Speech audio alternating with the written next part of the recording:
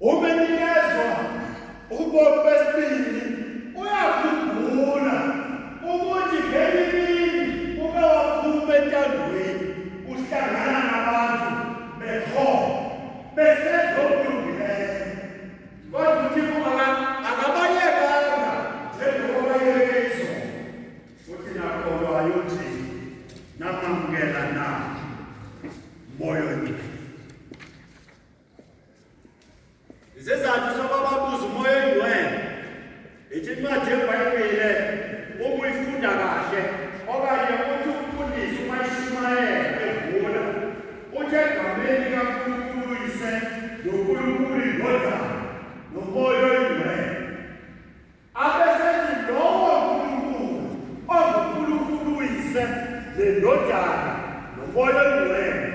uthi masenze umuntu ngemfuza nefana nami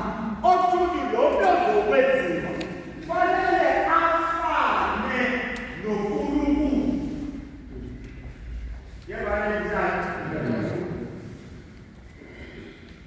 Uma kuthiwa ngenze umntwana wafana nami alithi fanele afane nabani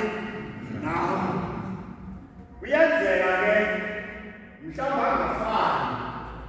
bazoshoka abantu abadala bathathe babheke la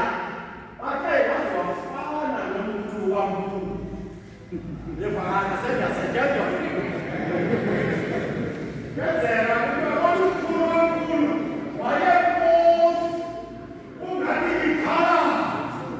yebo wasebatubweni lomntwana sabona indlela ambofyo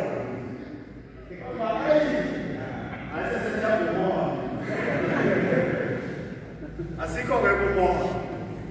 kodwa uNkulunkulu wayesephethe umuntu afane naye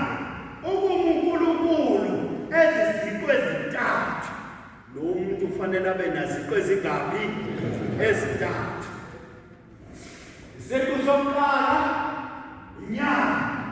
nebonakalayo siza kumoya oyingcwele isiqu sesibili umphefumulo. Abantu-ke njengoba nithi incwadi yeBhayibhile ufuna uyifunda ungajahi ungayifunda utatazela ungathathi abavezi ezibafundayo uzoma awuye mva. uNkulunkulu uma emdala lo muntu waba nezinto ezimbili waba nenyama waba nomphefumulo ithi-ke wanganyakaza ayichazi ukuthi wadala isidumbu umuntu xa ilele enyakaza sisidumbu asisisidumbu umuntu xa ikhoma uyanyakaza usisidumbu hayi ngenhlanga sinopapubheka asesibayeke